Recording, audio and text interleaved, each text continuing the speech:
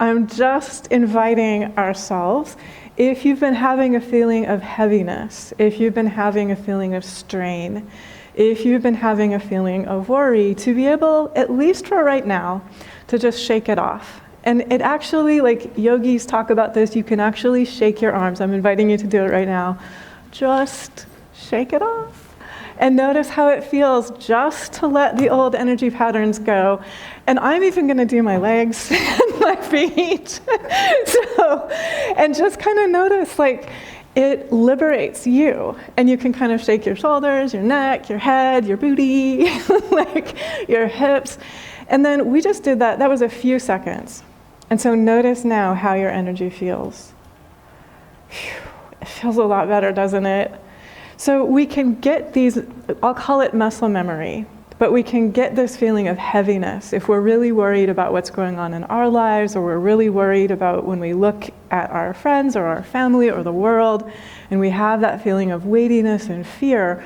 We can get into those energy patterns where we feel restricted and we feel limited, we feel afraid, we feel cut off from solutions. And so it is an actual yogic practice. It's a practice in the Taoist tradition as well, to kind of shake it off.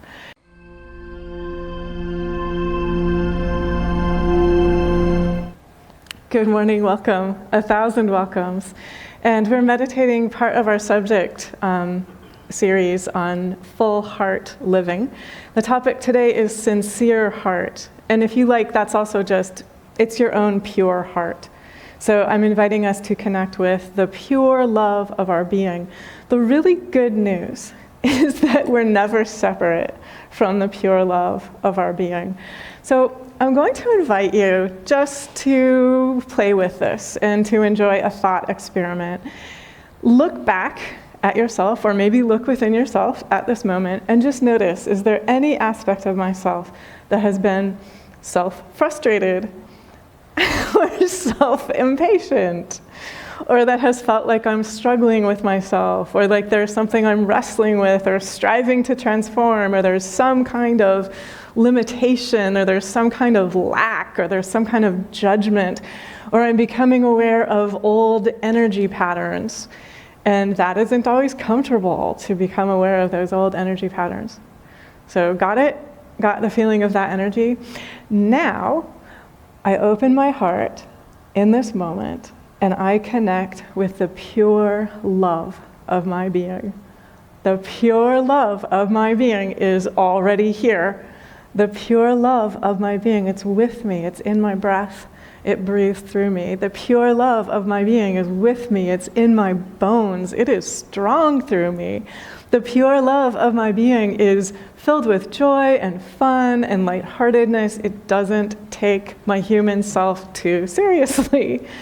And so I'm just inviting ourselves, if you've been having a feeling of heaviness, if you've been having a feeling of strain, if you've been having a feeling of worry, to be able, at least for right now, to just shake it off. And it actually, like yogis talk about this, you can actually shake your arms. I'm inviting you to do it right now. Just shake it off. And notice how it feels just to let the old energy patterns go. And I'm even going to do my legs and my feet. And just kind of notice, like, it liberates you. And you can kind of shake your shoulders, your neck, your head, your booty, like your hips. And then we just did that. That was a few seconds. And so notice now how your energy feels. Whew, it feels a lot better, doesn't it? So we can get these, I'll call it muscle memory, but we can get this feeling of heaviness if we're really worried about what's going on in our lives, or we're really worried about when we look at our friends or our family or the world, and we have that feeling of weightiness and fear. We can get into those energy patterns where we feel restricted and we feel limited, we feel afraid, we feel cut off from solutions. And so it is an actual yogic practice. It's a practice in the Taoist tradition as well, to kind of shake it off. And so I'm inviting you, if you are aware of anything that makes you feel weighed down and heavy, give yourself the gift of shaking it off at least a couple times a day. In the morning, if you're feeling heavy, shake it off. At noon, go outside, take 3 breaths, shake it off. So I am Acharya Kashi, a spiritual teacher and a student of Swami Nityananda at Awake Yoga Meditation. If you love being inspired, uplifted, encouraged, and on fire for inner transformation, like, subscribe, and follow. At the end of your workday, if you're working, shake it off. Before you go to bed, shake it off. And it's just like clearing the slate. It's just like giving yourself a breath of fresh air. It's almost like right now there's a couple windows, maybe 3 open in this room, maybe 4 or 5. And there's just like this sweet, fresh breeze blowing through the room. And so it's really good to let that sweet, fresh breeze blow through your mind, blow through your heart. Just like let go of any dust, any cobwebs, like any kind of stuck energy that you might be carrying in your body. And it's an incredible, easy, quick gift to give ourselves. So we're meditating on this topic of sincere heart, and it's the pure heart within each of us, the pure heart which is always kind, always wise, always patient, always strong, always steady, forgiving, joyful, steadfast. And so I'll share with you a couple of teachings from the yogic tradition. Always, the teachings are entry points. And so I'll give entry points right now, and you're invited to enjoy the entry points that resonate with you right now. But then later as well, continue meditating and reflecting. Continue opening to insight. Continue working with this. And invite the teachings of truth to come alive within you, to really nourish you and to fill you with joy, to fill you with delight. So the love of our being, it's always boundless. It's never fettered. It's always free. The love of our being, it's everywhere. It's already everywhere. It's beyond time and space, before time and space, through time and space. It's not fazed by anything in time and space. So when we connect with that, we connect with an incredible sense of buoyancy, an incredible sense of strength, and an incredible sense of lightness and ability to open to the energy of solution, ability to go deeper than whatever the distress is, deeper than whatever the question is. And then what happens is there's almost like this fountain of bliss that pours through us, that rises up through us.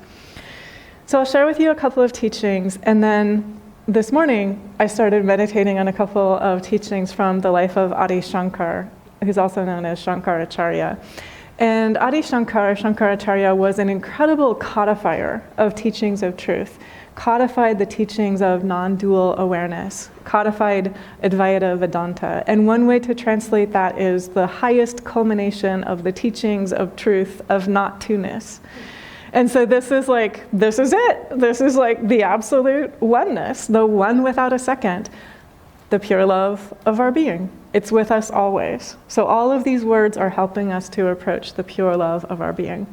So this particular set of teachings comes from a beloved scripture from South in India, and it's in the Tamil language. And the name of the scripture is Tirukural. And if you want to look it up later, you can look it up just under Kural, just like search Kural, Tamil, you'll find it. So there's free translations available online if you want to keep working with this. Also, you're warmly welcome to keep working with the recording from this meditation as well. Giving includes thoughts, words, and deeds. So another way to put that is giving includes all of us.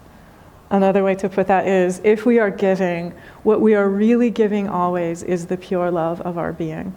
And when we're in contact with the pure love of our being, of course we will know what words are most helpful, what thoughts are most helpful, what deeds are most helpful, what outer expressions are most helpful.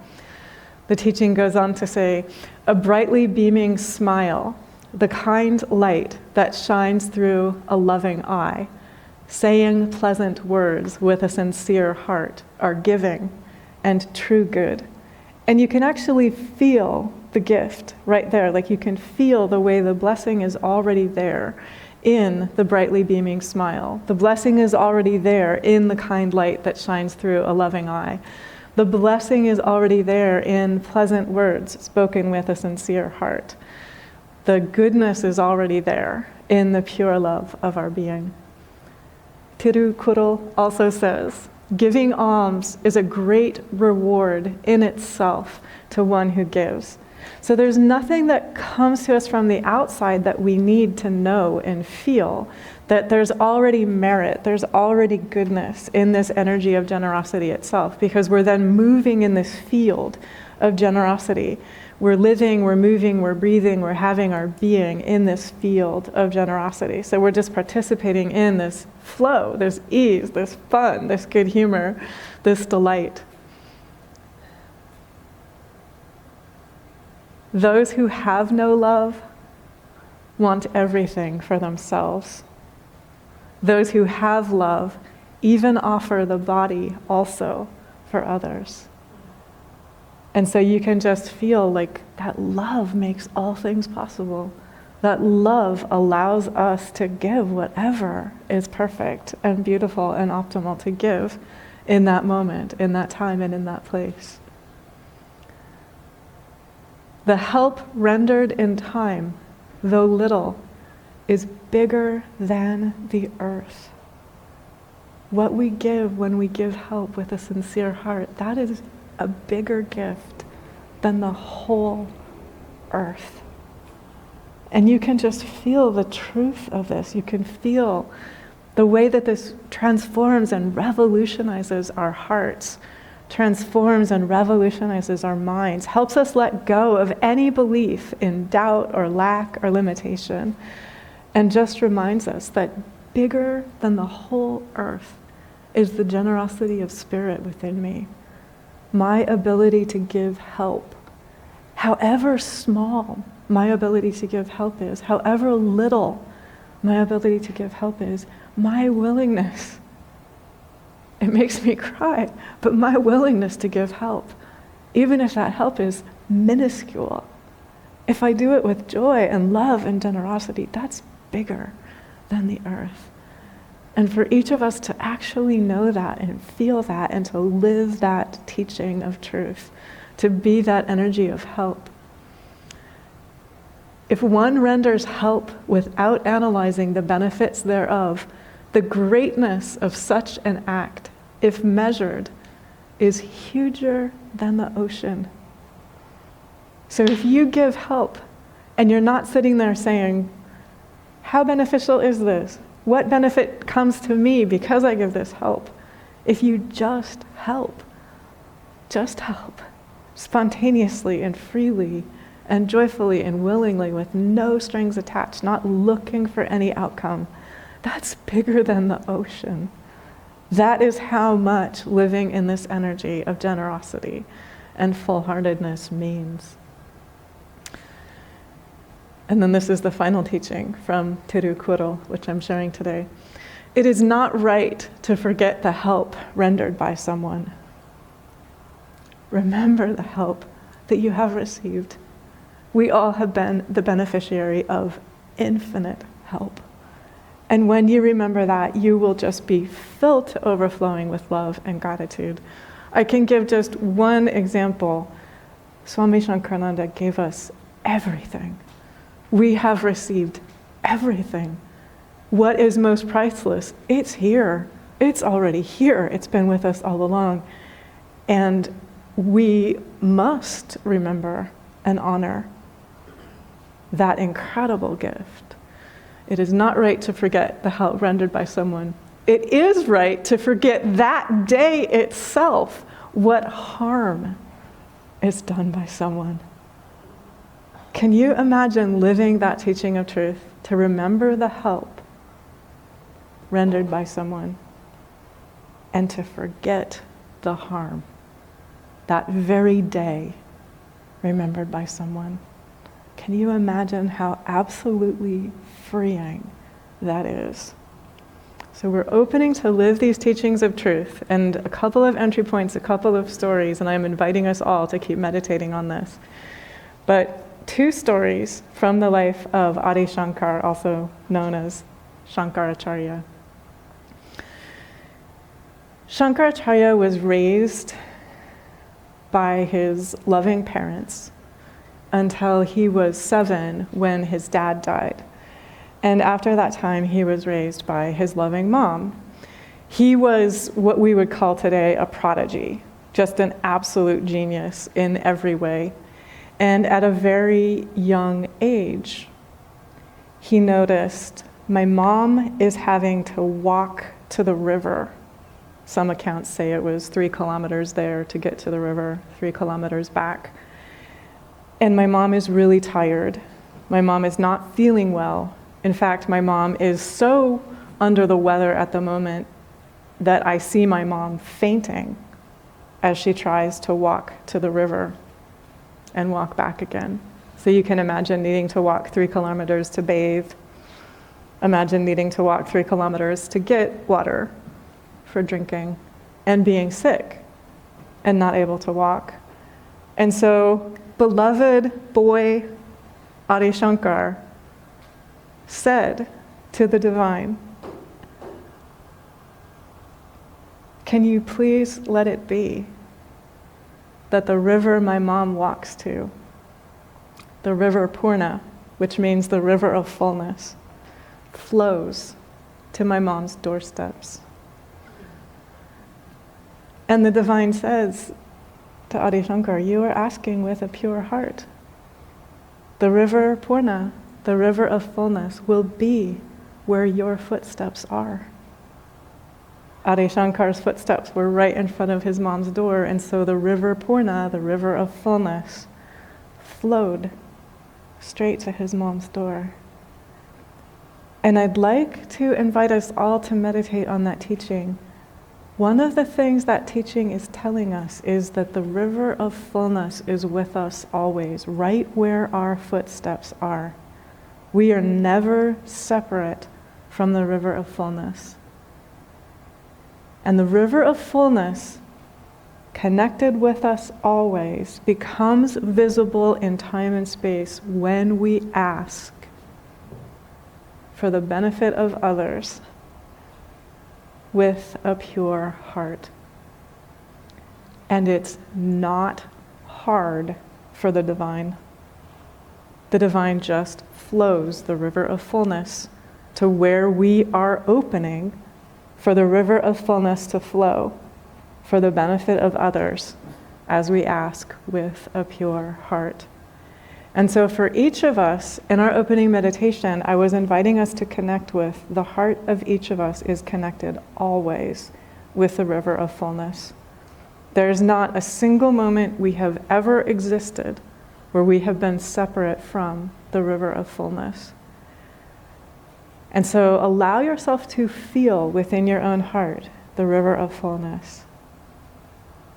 And this is a balm for any aspect of the human self that has been feeling haste or rush or worry or hurry or heat. We've been feeling like we're just burning up with our own patterns, our own frustration, our own judgment, our own limitation. And so for each of us to connect with, I'm closing my eyes because often that helps us connect with this inner awareness of the river of fullness. Connect with the river of fullness that is in your own heart and allow it to flow directly to the aspect of yourself that has been feeling haste or rush or worry or hurry or fear, impatience, judgment, limitation, separateness, lack. Allow the river of fullness to flow through you. Allow the river of fullness to flow through you purely, clearly, and directly. And allow it to flow through you in ways that benefit the whole, in ways that benefit others, in ways that benefit all. What this tells each of us, whatever we have been feeling separate from, we're already connected to it. It is already within us. And as we open with a sincere heart, with a pure heart, to the spirit of helpfulness, just saying, how may this river of fullness flow within me and through me in ways that make grace visible in time and space. It's easy for the divine, and it's filled with fun. It can happen with astonishing delight and joy. We're opening to allow the river of fullness to flow through us into time and space in ways that make grace visible. Grace is already here.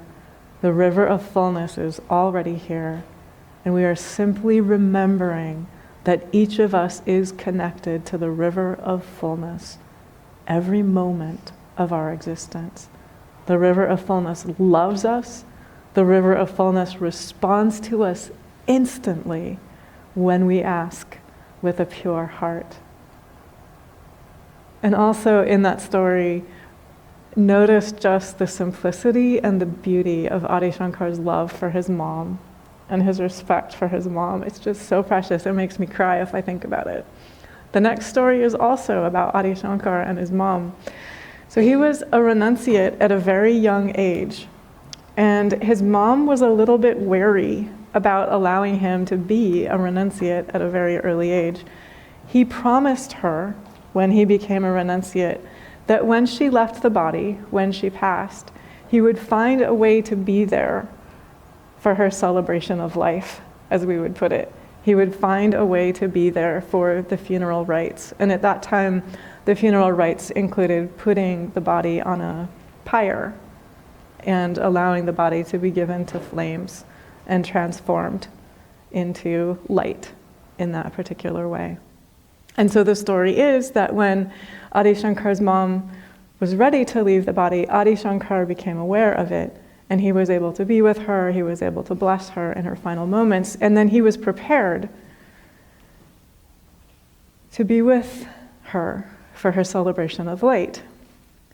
There was an obstacle in time and space because the other humans who were around didn't think it was appropriate for this renunciate to be coming back and celebrating the funeral rites of his mom. So they were refusing to help. They were refusing to participate, and they were refusing to provide the materials to allow the body to be given to the flame. Adi Shankar took water. He took drops of water. He poured the water on his mother's body, and it became flame.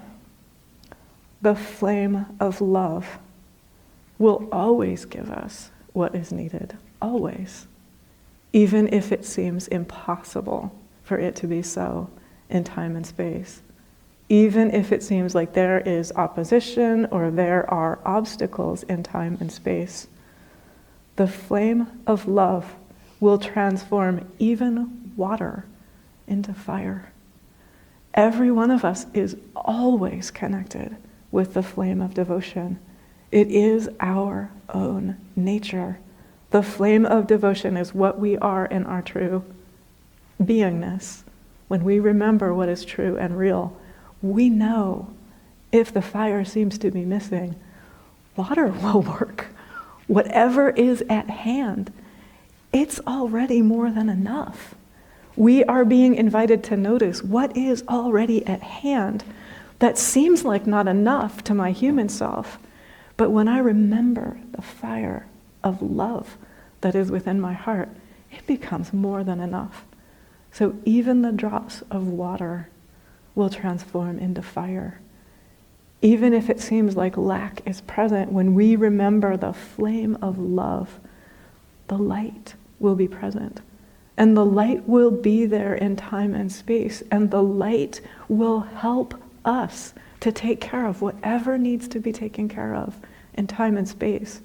And so this teaching is also an assurance and a promise from the divine within us that as we give ourselves to the divine, as we give ourselves to the river of fullness, as we give ourselves to that flame of devotion within our hearts, always what we need to take care of for our families, it will be here, even if it seems impossible even if it seems like the opposite of what is needed is here, the flame of love transforms everything. All obstacles melt away, and it becomes evident that everything that is needed, and more than what is needed, is already here. And so I'm inviting us to close our eyes and just feel within you that flame of love. And allow yourself to feel any limitation that you have been feeling, offer it into the flame of love. And let the flame of love consume it and transform it once and for all, so that there is only light here within your heart. Whatever you have been working to heal or transform, wherever you have faced opposition or an obstacle, offer it to the flame of love within your own heart. It will always help you honor what you love.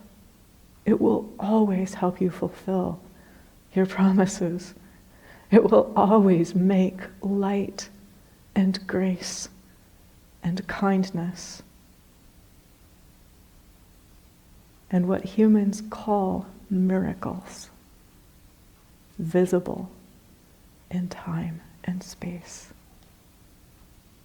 Each of us is this beloved flame of love, always. Thank God, and God bless us all.